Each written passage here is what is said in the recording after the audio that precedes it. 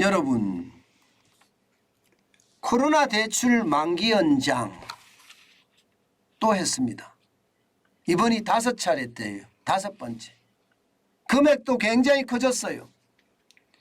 141조 4천억 원이나 됩니다. 141조 4천억 원. 어마어마하죠. 어마어마합니다. 예, 이게 결국은 말입니다. 또 이제 연기가 됐습니다. 얼마가 연기가 됐느냐? 보시는 것처럼 말입니다. 예, 만기 연장을 이용하는 그런 사람들은요, 최장 3년 이상 연기가 됐습니다. 그 금액이 122조 7천억 원입니다. 예, 상환유예는 이게 원금 상환유예도 있고요, 이자 상환유예도 있습니다. 예, 원금 상환유예나 이자 상환유예를 이용적인 차주는요, 16조 7천억 원인 정도가 됩니다. 16조 7천억 원. 그런데 이번에도 여러분, 이번에도 말입니다. 이번에도 이자 상환까지 다 유예를 시켰어요. 참 안타깝네요.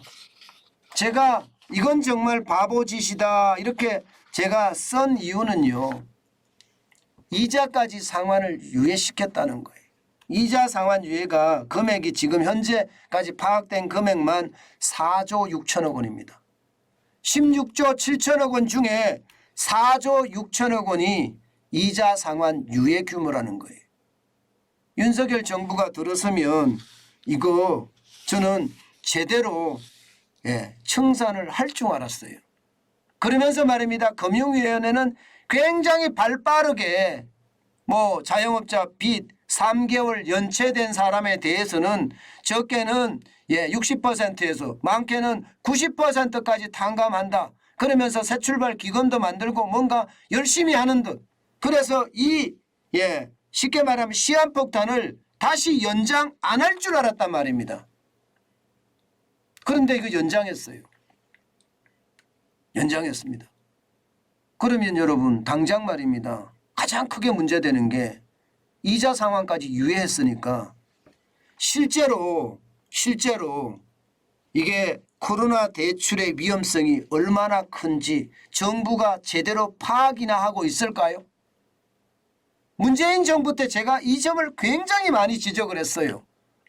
이자라도 받아라. 그래야지 상환 규모가 얼마인지, 그리고 부실이 얼마가 되는지 이게 파악할 수라도 있지 않겠느냐, 이런 말씀 계속 드렸습니다.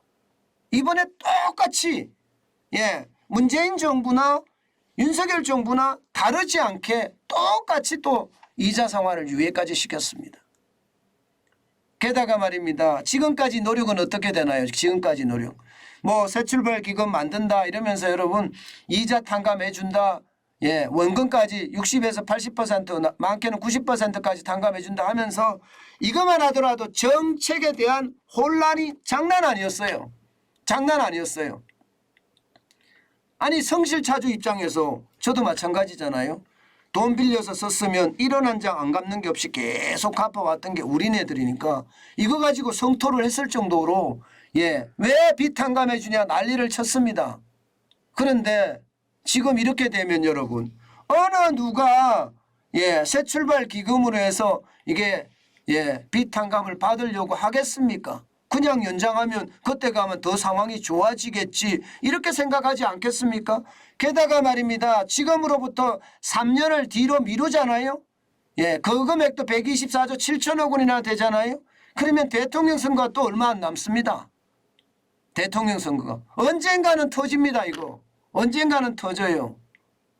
윤석열 정부가 이거 제대로 터뜨려서 경제에 활력을 불어넣게 오히려 바닥부터 다시 가는 게 맞아요. 자영업자분들도 그렇게 생각합니다.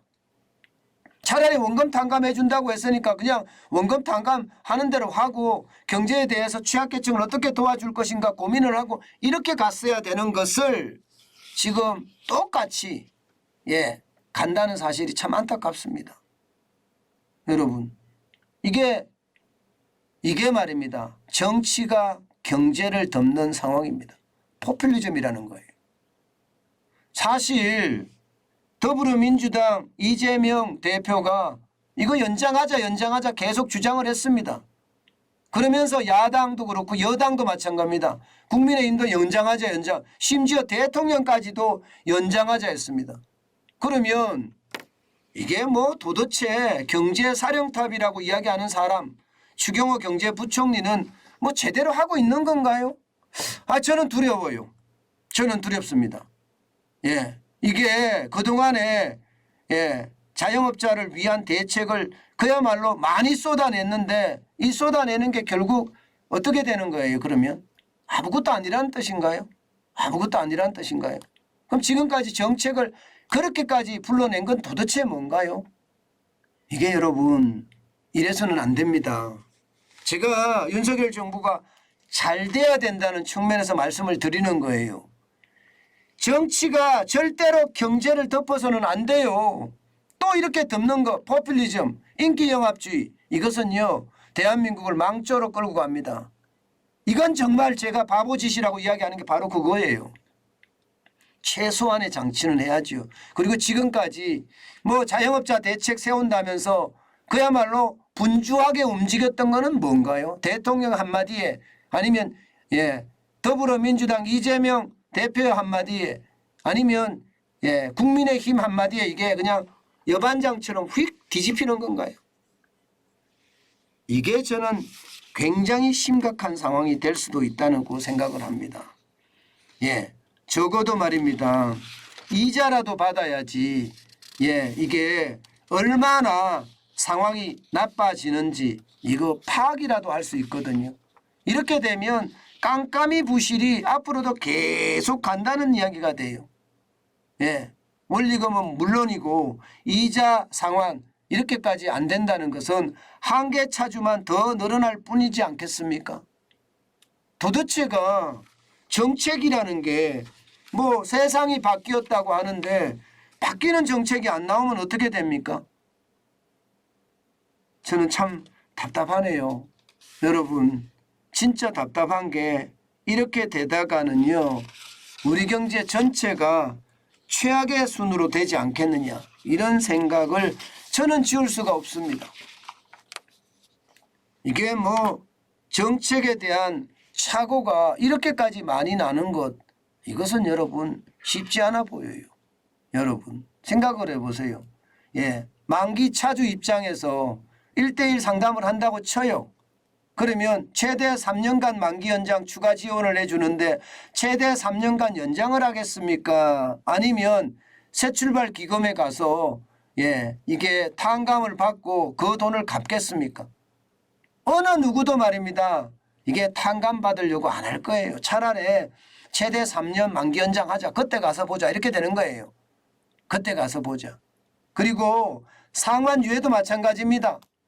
이것도 최대 1년간 상환, 당연히 상환유예로 가는 거죠. 1년간. 게다가 이게 1년간이 될까요, 여러분? 지금이 9월입니다. 내년 9월까지예요. 후년 4월 1일에 국회의원 선거 있습니다. 이게 1년이 아니라는 뜻도 되는 겁니다. 그때 가면요. 이게 감당이 안 돼. 지금이 가장 적기라고 제가 말씀을 드렸어요. 지금 자영업자 소상공인에 대한 부채, 코로나 대출 해결할 수 있는 지금이 가장 좋은 적기다. 이 적기를 놓치면 이게 경제에 엄청 부담이 된다. 그리고 그 부담은 경제 전체에 영향을 미칠 거다. 제가 그런 이야기 했습니다. 그래서 좀 안타깝습니다. 이게 앞으로 상황이 어떻게 전개될지 진짜 두렵기만 합니다. 여러분 144조 넘는다는 돈 141조 넘는다는 돈 141조 4천억 원이니까 이거 우리 경제에 어마어마한 시한폭탄이 될 거라고 저는 생각합니다. 이거요 안고 가면 안고 가는 만큼 더 어려워질 거예요. 이게 임시방편이라는 걸 하면 안 되거든요. 저는 그래서 참 안타깝습니다. 제발 이 문제 제대로 짚고 넘어가야 되는데 이미 발표를 했으니 이제 넘어가겠죠. 여러분, 우리는요 항상 최악에 대비하는 자세 그 어느 때보다 필요하다. 이 말씀 한마디 더 드리면서 제가 준비한 내용을 마치겠습니다.